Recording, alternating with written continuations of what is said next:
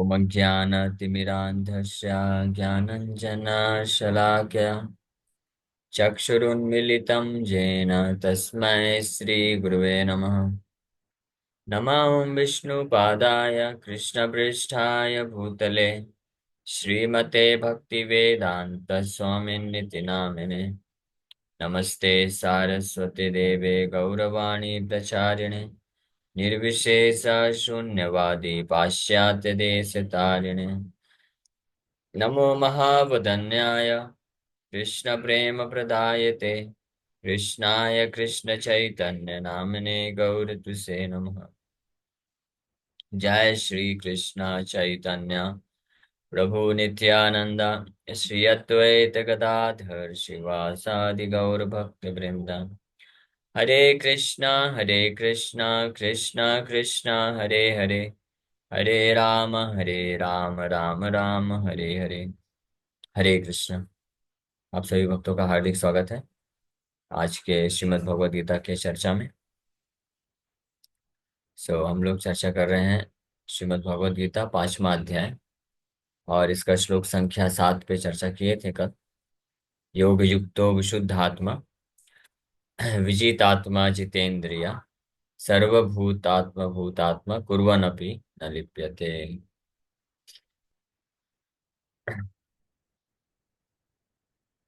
कुर्वन्नपि न लिप्यते।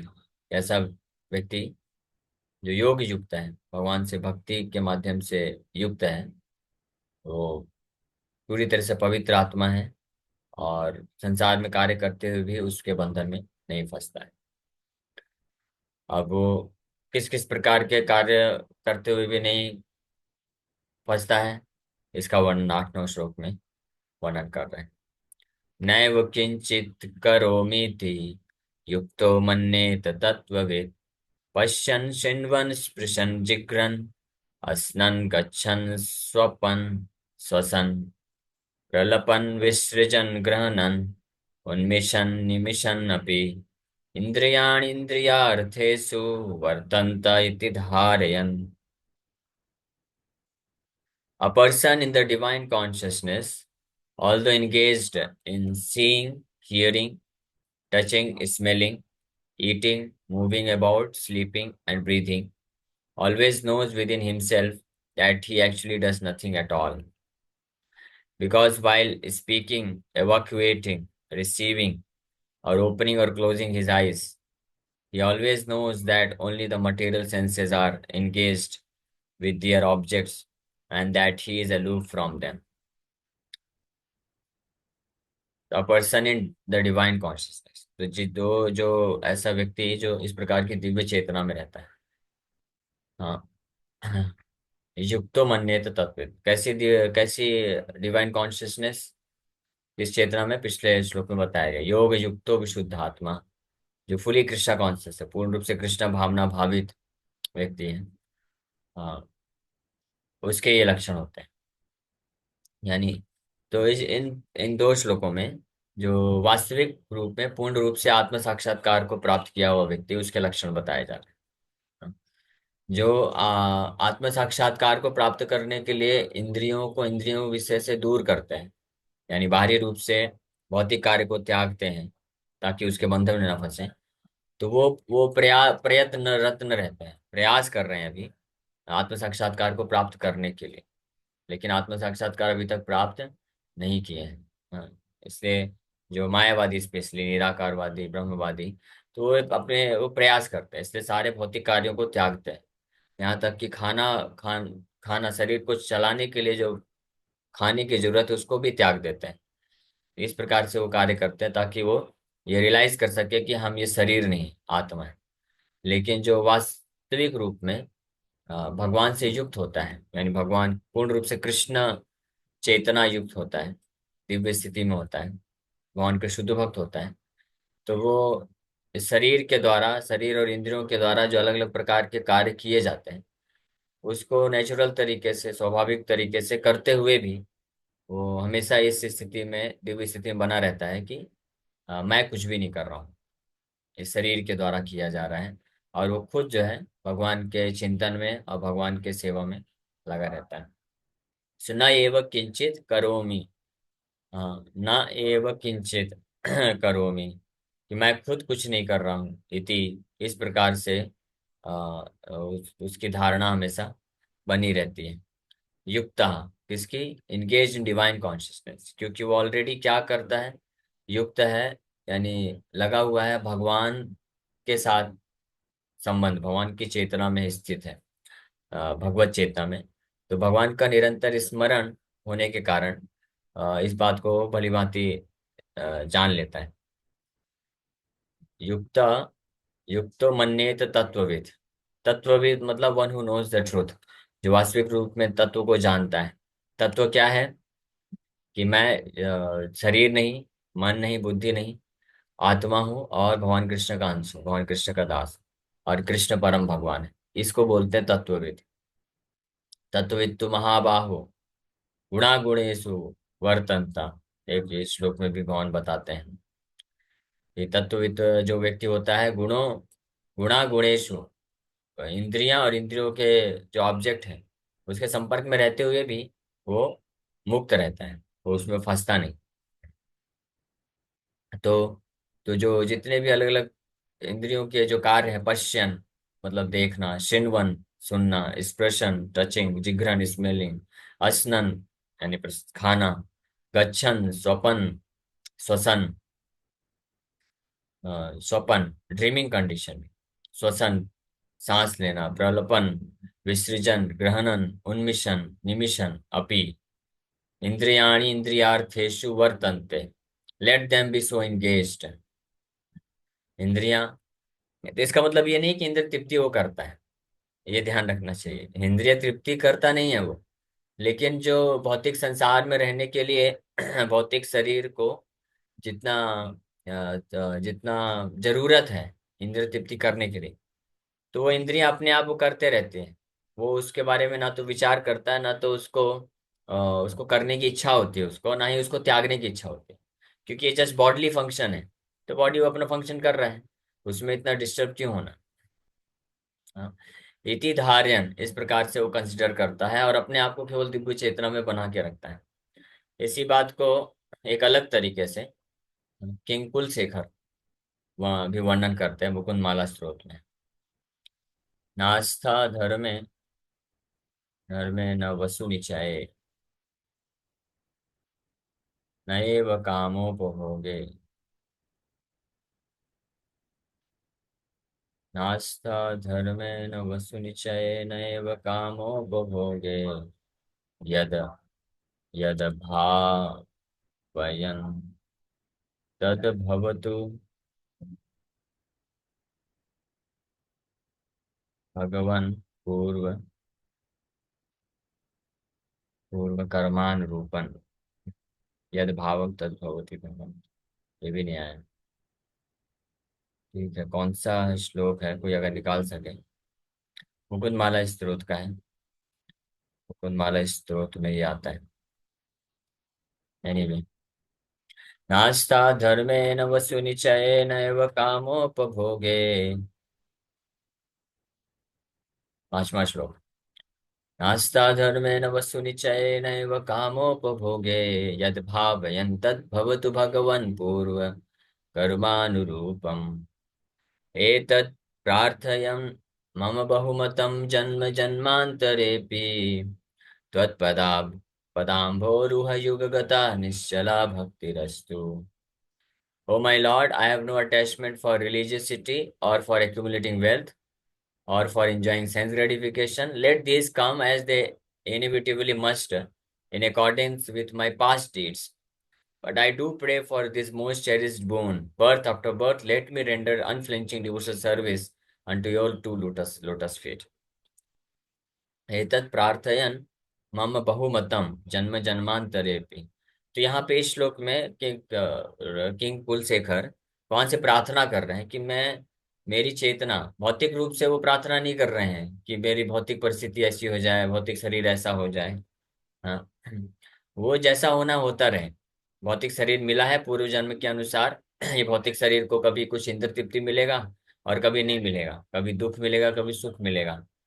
तो वो अपने हिसाब से आता जाता रहे, मेरे को उसका कोई टेंशन नहीं। उसके बारे में मैं आपसे कुछ चाहता नहीं। हाँ, यानी जैसे कई बार भक्त लोग प्रार्थना करते हैं ना भगवान से, वो ठीक है, प्रार्थना कर सकते हैं, मना नहीं किया जा रहा है, लेकिन ऊंचा भाव जो है इस श्लोक में प्रस्तुत किया जा रहा है। ये जो 5वें अध्याय के 8-9 श्लोक हैं, ये पूर्ण रूप से जो दिव्य चेतना में भक्त होते हैं उनका क्या भाव होता है। तो कई बार भक्त लोग प्रार्थना करते हैं ना कि भगवान हमारी परिस्थिति थोड़ा अच्छी कर दो, हाँ, ताकि मन जो है, मन टेंशन से मुक्त हो जाए। थोड़ा संसार में अगर हमारे पास धन संपत्ति रहेगा अच्छे से, हमको ज्यादा नहीं चाहिए, बस एक छोटा सा घर चाहिए, या इतना कमा सके कि खाने पीने के लिए हो जाए, बस इतना होगा तो हम आपके अच्छे से भक्ति कर सकेंगे। तो ये प्रार्थना गलत नहीं है, कर सकते हैं, लेकिन हाईएस्ट भी नहीं है, सर्वश्रेष्ठ भी नहीं। हाँ, या कुछ भक्त लोग प्रार्थना करते हैं कि भगवान ज्यादा माया में मत फंसाना, बहुत ज्यादा ऐसे भौतिक ऐश्वर्य या बहुत ज्यादा ऐसा अपॉर्चुनिटी मत देना आप, कि जहाँ पे हम इंद्र तृप्ति में फंस जाएं और आपको भूल जाएं। तो ये और श्रेष्ठ प्रार्थना है, ये और अच्छी प्रार्थना है, ये प्रार्थना हमको करना चाहिए, हमारे लिए है ये। हमको ये प्रार्थना करना चाहिए कि भगवान मुझे ज्यादा आप ऐश्वर्य में मत रखना, ऐसे ज्यादा इंद्र तृप्ति के संसाधनों के करीब मत लाना, क्योंकि मैं आऊंगा, मैं तो पतित हूँ, इंद्र भोग करने की बड़ी प्रवृत्ति है, वो सब करके मैं फंस जाऊंगा, तो आप कृपा करके ऐसा मुझे रखिए। तो ये बल्कि श्रेष्ठ प्रार्थना है, ये हमारे लिए हम कर सकते हैं। लेकिन इससे भी श्रेष्ठ क्या है, इससे भी श्रेष्ठ है वो इस श्लोक में बोल रहे हैं, किंग कुलशेखर। हम भी ये प्रार्थना कर सकते हैं, ऐसा कुछ नहीं है। वो बोल रहे हैं कि ना तो मुझे धर्म में कोई रुचि रखना चाहता हूँ, कोई अटैचमेंट नहीं। धर्म मतलब यहाँ पे धर्म रेफर करता है कर्मकांडीय धर्म वगैरह हो गए, या वर्णाश्रम धर्म के अनुसार, वर्ण के अनुसार, आश्रम के अनुसार अलग अलग जो नियम होते हैं, ब्राह्मण के ये सारे नियम होते हैं, और क्षत्रिय के ये नियम होते हैं, अलग अलग संस्कार करने होते हैं, रिचुअल्स होते हैं। तो बोल रहे हैं ना तो मुझे नास्ता धर्मे न वसु रिचये, ना तो धर्म को करने में मुझे कोई रुचि है, और ना ही धन संपत्ति एकत्रित करने में कोई रुचि है, और ना ही कामोपभोगे, ना अपने इंद्रियों को तृप्त करने के लिए कोई रुचि है ना? लेकिन मैं ये भी नहीं बोल रहा हूँ भगवान कि अगर धन मेरे पास आवे या इंद्र तृप्ति करने के संसाधन आए तो आप उनको मत लाने दीजिए, आने दीजिए, मेरे को रुचि नहीं है। यद भावयन तद भवतु भगवन पूर्व कर्मानुरूपम, यद भावयन तद भवतु, जो होना है मेरे साथ, मतलब मेरे जीवन में जिन वस्तुओं को, जिन लोगों को आना है संपर्क में, तद भवतु, वो आने दीजिए, और जिनको मुझे खोना है, जो जाना है, तद भवतु, उनको खोने दीजिए, जाने दीजिए। यानी मेरे, मैं वो प्रार्थना नहीं कर रहा हूँ आपसे। हाँ, भगवान पूर्व कर्मानुरूपम, क्योंकि पूर्व कर्म के अनुसार ये सब डिसाइडेड है ऑलरेडी। हर किसी के जीवन में पूर्व कर्म के अनुसार ये डिसाइडेड रहता है कि उसके जीवन में कुछ वस्तुएं आएंगी कुछ समय के लिए, और फिर अगर कर्म खत्म तो वस्तुएं अपने आप चली जाएंगी। कुछ लोग उसके जीवन में आएंगे कुछ समय के लिए, कर्म खत्म तो लोग छोड़ के चले जाएंगे, है ना? तो वो अपने कर्म के अनुसार आता जाता रहे, लेकिन जब आता और जाता है तो व्यक्ति को डिस्टर्ब करता है।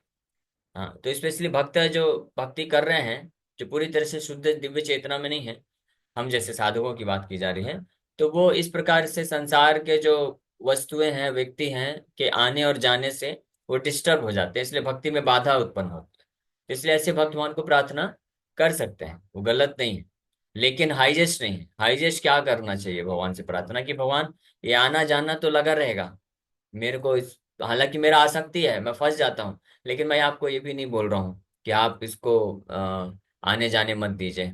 मेरी बस इतनी ही प्रार्थना है, क्या है, एतद प्रार्थयन मम बहुमतम, बहुत ज्यादा इच्छित, बहुत ज्यादा इच्छा से मैं केवल यही प्रार्थना आपसे करता हूँ कि बहुमतम मतलब most cherished desire, most cherished है, सबसे ज्यादा इच्छा करके मैं यही प्रार्थना करता हूँ कि जन्म जन्मांतरे अपि, मेरे कर्म के अनुसार अगर ऐसा भी है कि मुझे कई कई जन्म लेना है, तो मैं आपसे ये भी प्रार्थना नहीं करता हूँ भगवान आप कृपा करके मेरा इस भौतिक संसार से उद्धार कर दीजिए, मुझे वापस से जन्म ना लेना पड़े, जन्म मृत्यु के चक्कर में ना फंसूं।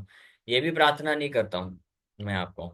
अगर आपको लगता है कि मेरे कर्म ऐसे हैं कि मुझे और 100 जन्म लेने पड़ेंगे, 1000 जन्म लेने पड़ेंगे, नो प्रॉब्लम, तो उसको भी मना कर दिए, बोले जन्म जन्मांतरे अपि, बस क्या तत्पदाम्बो रूह युगगता निश्चला भक्ति रस्तु, आपके चरण कमल का स्मरण निश्चल रूप से मेरे हृदय में हमेशा प्रकट रहे, इसके अलावा और मेरे को कोई इच्छा नहीं।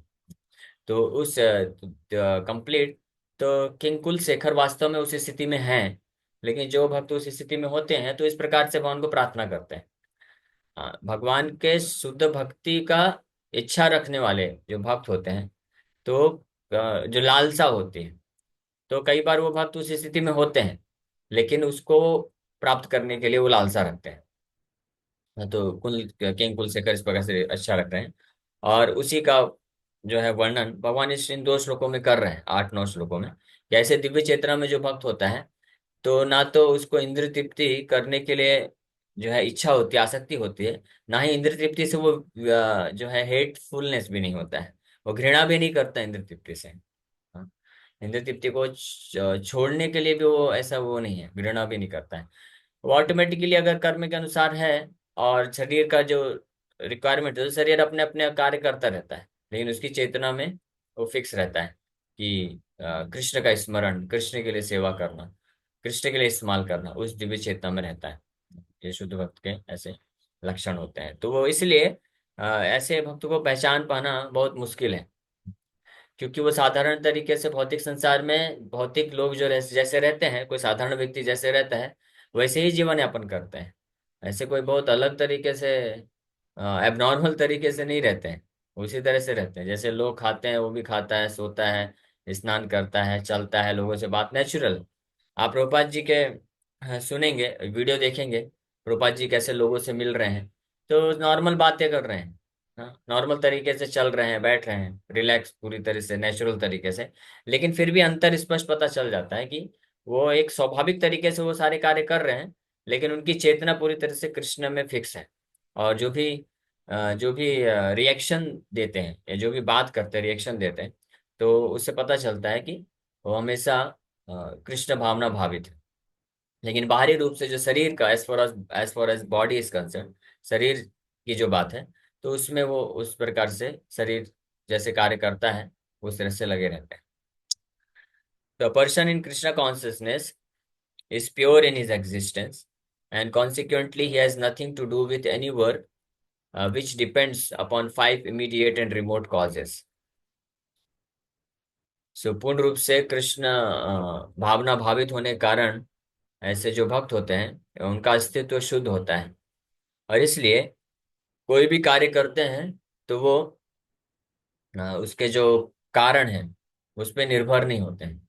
The doer, the work, the situation, the endeavor and Fortune, ये पांचों चीज से वो परे हो जाते हैं। 5 कारण भगवान बताते हैं किसी भी व्यक्ति के द्वारा कार्य करने पे, उसके सफलता के ऊपर।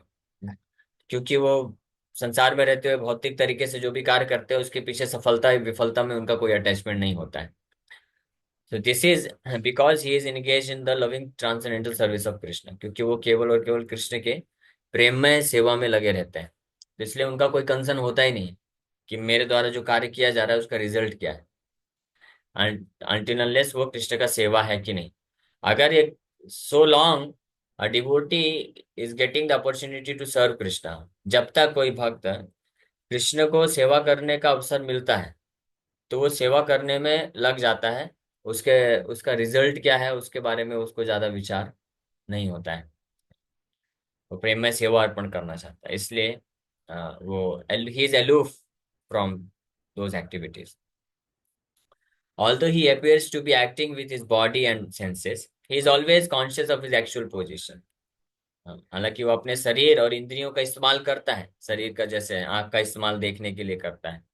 हाँ, तो चल रहा है, मान लीजिए मार्केट में चल रहा है, भौतिक भौतिक दुनिया में भ्रमण कर रहा है, तो ऐसा नहीं कि बहुत कृष्ण का फोटो नहीं है, कृष्ण का दर्शन नहीं है तो आंखें बंद कर लेगा। उसको हर जगह कृष्णमय ही जगत दिखता है, वो चलते चलते कुछ भी देखता है। प्रभुपाद जी अफ्रीका गए थे, तो अफ्रीका में वहां पे ट्विन टावर्स देखे, है ना। अब ये कोई एक्सपेक्ट नहीं कर सकता है तो प्रभुपाद जी देखे कि बहुत अच्छा ब्राउन कलर के 2 टावर है, और सर्कुलर फॉर्म में। प्रभुपाद जी देखे बड़ा अच्छा दिख रहा है ये। ओ, तो प्रभुपाद जी बोले we should have like this in our Mumbai ISKCON Juhu temple, ऐसा बनाना है हमको। हाँ, तो प्रभुपाद जी वहां से भी उस चीज को उठा लिए, प्रेरणा ले लिया। वो वहां पे तो ट्विन टावर बनाया था भौतिकवादी लोगों ने, भौतिक चीजों के लिए बनाया था। प्रभुपाद जी चलते चलते देखे, बोले कि अच्छा है, ये तो अच्छा दिख रहा है। तो ऐसा नहीं है कि अध्यात्म जो शुद्ध चेतना में होता है तो उसको इस संसार का अच्छा बुरा दिखता नहीं है, दिखता है, लेकिन उसको उससे कोई फर्क नहीं पड़ता है। अच्छा दिखेगा तो ठीक है, कृष्ण के लिए इस्तेमाल कर लो, और बुरा दिखेगा तो ठीक है, रिजेक्ट कर दो, सिंपल सी बात है। तो उसी का मॉडल में हमारे जुगों में गौरांगा टावर और प्रोपा टावर बना हुआ है, बहुत सुंदर दिखता है, ट्विन टावर। तो इस तरह से वो चलते हैं, कहीं भी जाते हैं इस प्रकार से, वहां से अच्छी चीजों को ले लेते हैं, और कृष्ण की सेवा में। तो कॉन्शियसनेस कहाँ पे है कि कृष्ण के लिए, कृष्ण के लिए मंदिर बनाना है, इसको इस्तेमाल कर लेंगे। हाँ। तो which is spiritual engagement. He is always conscious of his actual position, अपनी वास्तविक स्थिति को हमेशा जानते हैं कि मैं कृष्ण का दास हूँ, कृष्ण का सेवक हूँ, तो कृष्ण के लिए सेवा करना है। तो इस संसार में भ्रमण करते हुए, भौतिक कार्य में लगे हुए, जो बेस्ट तरीके से कृष्ण की सेवा किया जा सकता है उसको कर देते, इसीलिए उनके द्वारा किया हुआ कोई भी भौतिक कार्य भौतिक नहीं रह जाता है, कोई भी देखा हुआ वस्तु भौतिक नहीं रह जाता है, सुना हुआ चीज भौतिक नहीं रह जाता है। Is always conscious about his actual position, अपनी वास्तविक स्थिति के बारे में हमेशा वो जानते हैं। In material consciousness the senses are engage in sense gratification.